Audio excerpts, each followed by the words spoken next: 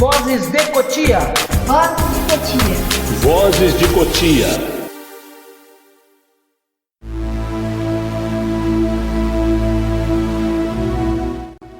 Eu me senti teu brilho, naquele que a noite clareou. Vaguei por horas no trilho que tua mão montou. Fui lua cheia de retórica poética, para teu sentimento fluir, nas linhas mal traçadas e sem ética, apócrifas nas noites nuas a se despir. Eu cacei estrelas no universo, no infinito lhe achei abrigo. Desfalecemos presos no espaço imerso, quando me disseram que só precisava de um amigo. Naquela madrugada que estávamos bêbados, senti a mesma reminiscência de todos os momentos mal dormidos que estiveram em minha consciência. Eu ergui as mãos com a taça de teu sangue, bebi com gosto de veneno quando as nuvens encobriram o luar. Tua alma sofreu no meio da escuridão do céu, quando tua vida escorreu pela minha boca com gosto de fel. Senti a dor de tua morte bater em minha loucura. Ouvi teus gritos de desespero atravessarem o além e se perderam no sepulcro da madrugada obscura. Teu espírito partiu com dores sem ninguém. Eu vi tua imagem atravessar minha alma e desaparecer entre a vida e o anseio. Teus mistérios rasgaram a noite calma e morreram à beira do precipício cortado ao meio.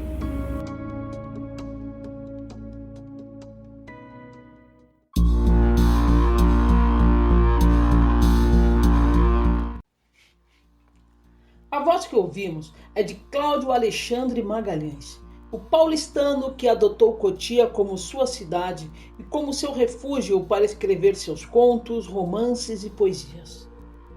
E um dos seus livros que está no forno é O Cemitério do Bosque, que deve ser lançado em julho deste ano, e nós vamos ter um pequeno spoiler no decorrer deste episódio. Seja muito bem-vindo, seja muito bem-vinda.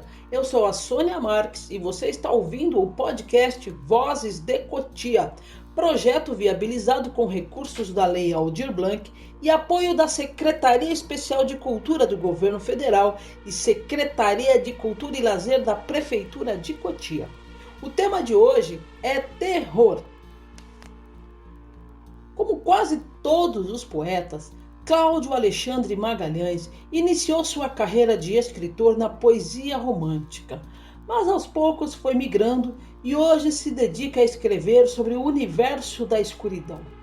E garante que isso não o faz menos romântico, muito pelo contrário.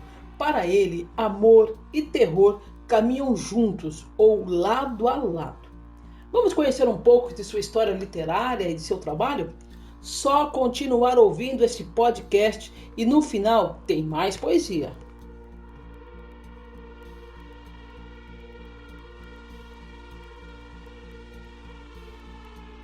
Cláudio Alexandre Magalhães, seja muito bem-vindo, muito obrigada desde já por aceitar participar desse projeto Vozes de Cotia. Você que é um dos grandes representantes da cultura, né, da literatura, digamos assim, na cidade de Cotia, embora antes a gente estava conversando, você fala que você corre aí por fora em todos os locais, e isso é importante porque a literatura Sim. E a cultura não tem fronteiras, né? Ela não. É um campo muito aberto. Então eu queria conhecer um pouco hoje o seu trabalho de poeta e de escritor. Correto, eu que agradeço, Sônia, por convite. Fico muito feliz. Eu queria começar que você me falasse um pouco como é que surgiu essa coisa da poesia, da literatura na sua vida e aonde que ela começa a se misturar aí com o terror. Tá. A poesia entra na vida, acho que como todos os poetas, né? Através de mulheres. Eu lembro que eu era bem moleque, apesar que escrever mesmo, eu sempre gostei de escrever. Eu fazia muita redação na escola, gostava muito. Agora, descobri que eu escrevia mesmo, foi uma professora no Batista de Pelos, chamada Maura. Ela que começou a perceber algumas coisas diferentes na minha escrita, e a partir daí eu comecei. Eu escrevia poesia porque era mais simples, mais fácil. Agora, o terror, ele veio por uma fase meio complicada na minha vida, coisa de uns 5 anos atrás, quando eu escrevi O Cemitério do Bosque. Eu não queria mais escrever poesia, eu escrevo poesia à parte, mas eu queria fazer alguma coisa que chocasse. E como se choca? O medo. Aí eu achei que o terror era um campo que eu gostava. Eu assisto muitos filmes de terror, gosto de heavy metal, né? O heavy metal tem aquela pegada, algumas letras satânicas e tal. Aí eu me baseei nessas coisas e eu percebi que a minha escrita, ela se encaixava direitinho no terror. E aí eu comecei a criar histórias.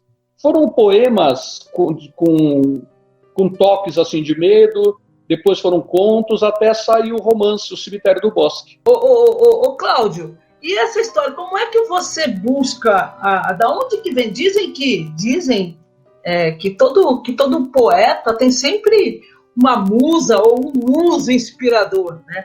Como é que você busca inspiração para escrever sobre terror? Então, eu acho que o terror e o amor, eles estão juntos. Você consegue... Eu tava separando até alguns contos, umas poesias, aí eu achei algumas coisas de suspense, de terror, aí eu comecei a perceber que a ligação é a mesma. Você, por exemplo, você assiste um filme de terror, você pega Luar, por mais tenebroso que seja, o luar também está nas poesias. Então eu vejo uma facilidade de juntar os dois. E no Cemitério do Bosque tem uma personagem, Bruna, ela, apesar dela ser bruxa, ela trabalhar com magia, ela é fotógrafa. E ela adora poesia. Então a parte poética do Cemitério do Bosque, apesar de ser terror, está na Bruna. Então eu consigo juntar os dois. E a inspiração vem, a gente sempre tem uma musa, lógico que tem. Mas a inspiração vem natural. Você se inspira nas coisas que você tem ao seu redor? Tem alguma coisa, tem algum fundo de verdade nisso? Ou você cria ali aleatoriamente? Tem fundos de verdade, sim. Tem passagens que tem fundo de verdade. Posso contar uma coisa rapidinha? Pode, claro. Estava escrevendo O Cemitério do Bosque, eu era casado, separei, por causa de uma estagiária minha na Sabesp, que a gente teve Ficamos 5 anos juntos, enfim. Em algum momento ela me bloqueou, a gente se bloqueou, a gente deixou de falar. Eu estava com o pessoal aqui do Muro, a filha do Roberto Masler, e a gente foi fazer um passeio ali no sítio do Padre Miguel, que é atrás ali tem um condomínio novo, e ali tinha um cemitério. E foi numa sexta-feira santa. E aconteceram umas coisas estranhas. Aconteceram umas coisas porque eu fui tirar foto pro livro. E de madrugada eu escutei alguém falar assim: você não deveria ter ido lá. E essa passagem está no livro. E tocou o celular. Era a minha ex-namorada. Só que ela estava bloqueada. Ela falou assim, e ela trabalha com banda, a mulher é mãe de santo e tal. Ela falou assim: eu tive um sonho muito ruim com você. Você foi em algum lugar, não foi? Eu falei: fui. Mas aí a gente acabou tendo uma discussão, porque a gente já estava bloqueado. No dia seguinte que eu entendi, eu olhei o celular e estava bloqueado. Eu falei: como que ela conseguiu falar comigo? Então toda aquela atmosfera que cercou essa passagem do livro, acho que deu 2 ou 3 capítulos. Então essas situações acontecem no dia a dia. Então eu aproveito para usá-las. Como uma frase ou uma pessoa que você vê na rua, uma noite, uma estrela, qualquer coisa ela é inspiração. A gente que escreve, a gente consegue, tem um lado místico nosso que consegue captar essas coisas. Não sei como, mas consegue. Como é que você desenvolve o seu material? Existe uma técnica, você pesquisa, você faz entrevistas, como é que você desenvolve essa trama, ou a poesia, ou o conto, ou o romance? Como é que é? Então, a poesia, ela é livre, né? Então, não tem muito o que pesquisar, é só inspiração mesmo. Agora, os romances, os próprios contos, eles têm um toque diferenciado. Por exemplo, o Cemitério, eu tenho umas passagens na Namíbia. Tem a história das 13 cidades fantasmas, tem as montanhas, tem os desertos. Então, isso aí eu precisei pesquisar. Pesquisei muito, ficava assim semanas pesquisando para não cometer nenhuma besteira. Agora, o editor da Dinho, o Leandro, ele me cobra muito, mas muito mesmo. Ele está fazendo a correção do Cemitério e ele fala: você precisa entender que o leitor não é você. Você coloca a sua coisa, mas você precisa dar umas dicas para ele às vezes, né? Então eu me perco nisso, eu estou me policiando muito. em relação a passar o que realmente precisa ser passado, não passar o que está dentro da minha cabeça. Ele fala que é uma coisa muito diferente. Então essas coisas eu estou me policiando muito. Mas os contos já são diferentes, os contos são mais curtos, né? Então você não precisa ter tanta... Lógico que as informações são importantes, mas o romance não pode... Você tem que estar dentro do seu contexto, você tem que estar dentro do seu tempo e não sair fora dele para não confundir a cabeça do leitor. Porque livro não é filme, né? Que você explica tudo no final, é diferente. Eu estive dando uma olhada lá no seu site, Universo da Escuridão. Da onde que surgiu esse Universo da Escuridão? Ele é só ou ele é só mesmo para divulgar o seu trabalho, os seus livros? O nome veio por ser amplo, pelo universo ser amplo, né?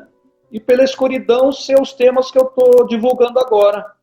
O nome saiu daí, mas ele na verdade ele serviu mais como base para o Contos e Lendas da Escuridão. Aí o Escuridão também vem daí. Mas o Cemitério do Bosque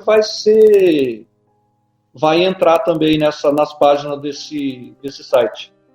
Qual é o enredo, resumidamente, do Cemitério do Bosque, só para a gente deixar o ouvinte assim aguçado em querer ler? O Cemitério ele é um romance apocalíptico. Ele precisa... existe um demônio na época de Cristo, 2000, né, anos antes, anteriormente, né, e ele precisava ser liberado. Só que há 2000 anos ele está preso, dentro de um subinferno. Abaixo do inferno tem uma mansão, sobre ela que ali foi construída uma igreja negra. Essa igreja negra caiu, foi subterrânea. Então esse demônio está tentando conquistar almas. Mas para ele ser libertado, ele precisa de 300 almas puras. E essas 300 almas puras vão surgir situações durante o livro, né? Existe um grupo de 4 adolescentes que vão tentar lutar contra eles. Cada um tem seu poder. E aí junta-se o poder na natureza através das bruxas. Tem um grupo do bem contra o grupo do mal. Na verdade, eles vão tentar... Esse demônio precisa ser liberado para que o apocalipse seja completado. Na verdade, o enredo é mais ou menos isso. Tem algumas sacadas, tipo... A igreja, que é a igreja subterrânea, ela tem 3 torres, mas não tem sinos. Ela tem 3,666. Quando dava 18 horas, o sol batia ali, refletia e abria um portal. Então, no livro tem vários portais. Tem o portal do cemitério, tem o portal da igreja, tem um lugar que eu chamo de onde as aves tocam o céu. Ali também tem um portal. Então, é uma história bem complexa. Tem bastante passagem. O livro tem 675 páginas. É muito grande. Nossa, é grande. Tem história, tem história. Agora, tem só voltando naquela coisa que você falou, de que terror e amor estão ali, lado a lado. Nesses contos, por exemplo, no Cemitério do Bosque, tem uma história de amor também, ou você deixou isso passar? Tem. E toda vez que chega no final, que eu estou lendo o final, que eu estou resumindo, eu dou vontade de chorar. Apesar de ser terror. Olha! Porque são 2 casais. Tem a Bruna com o Anderson e tem o Denis com a Sofia. Mas, na verdade, não vou dar os spoilers, né? Mas essas 4 pessoas são os principais. Então tem história de amor do terror. Tem. O Contos e Lendas da Escuridão, ele tem passagens que sabe o terror psicológico? Tem muitas passagens do terror psicológico que são, claramente, quem me conhece sabe, que são o terror do relacionamento rompido. O conto O Trem é um deles, O Espelho é um deles. Então é o terror psicológico do pós-término de namoro. Sabe aquela coisa que você fica se martirizando por dentro? Isso é um terror interno, isso é um terror psicológico. Você me disse que estava para lançar um outro livro de poesia, é isso? Isso. Na verdade, eu até já podia ter lançado, porque eu ia colocar em plataforma digital, chamado Poesias para uma Noite Solitária. Também são 300 poesias, eu acho. E são poesias de terror? Não, poesias românticas. Olha só. Então, quer dizer... Meus primeiros livros eram de poesias, assim, bem românticas mesmo. Tem o livro que eu lancei em 91, chamado As Diversas Fases do Tempo, todo ele romântico. Eu tenho esse meu lado. Eu comecei agora, faz 5, 6 anos que eu estou no terror, mas eu sempre gostei de poesia. Você acha que as pessoas, em alguns casos, por exemplo, por ser terror, existe algum preconceito em relação a você escrever sobre terror? Não. Tem pessoas que têm medo, mas todo mundo tem medo de alguma coisa. Você apaga a luz da sua casa, você tem dentro, você tem o receio. Todo mundo tem medo de alguma coisa, não tem como não ter. Eu acho que o tabu hoje, principalmente no romance, eu estou escrevendo algumas coisas eróticas. O erotismo tem mais tabu do que o terror. O terror todo mundo gosta, só que as pessoas têm medo, né? Pergunta para 10 pessoas, você entra no cemitério, sei lá, numa sexta-feira santa, meia-noite, todo mundo fica com o pé atrás. Por quê? Porque é o medo, mas faz parte do medo. Da mesma forma que o medo não está no amor. Você já entrou no cemitério à meia-noite? Eu já. Eu fui tirar fotos. Eu fiz uma sessão de fotos com o cemitério do Bosque. E não te deu medo? Dá, lógico que dá. Eu moro sozinho. Então, às vezes, eu assisto filme de madrugada. Então, apaga as luzes, porque não dá para assistir filme de noite, de terror com a luz acesa, né? Dá sabe, no fundo, fica assim um pouquinho. Mas faz parte, porque esse medo te inspira alguma coisa. É o mesmo medo que quando você gosta de uma pessoa, a primeira vez que você vai encontrar com a pessoa, você fica imaginando 1 milhão de coisas na cabeça. É o mesmo medo, só que a diferença é que é do amor e outra é do terror.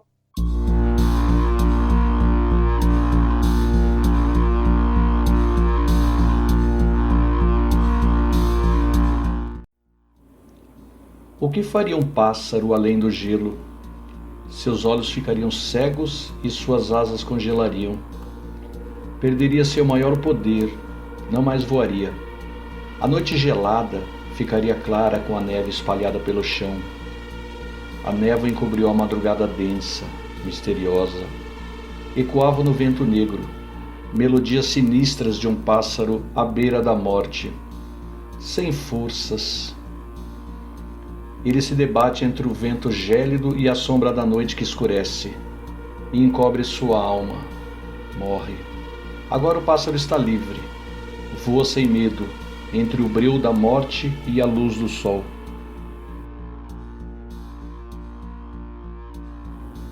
Ele esperou, por horas, sob o luar, ela aparecer, e depois foram dias, mais tarde meses e anos, até que ele percebeu, depois de décadas, que ela nunca mais apareceria.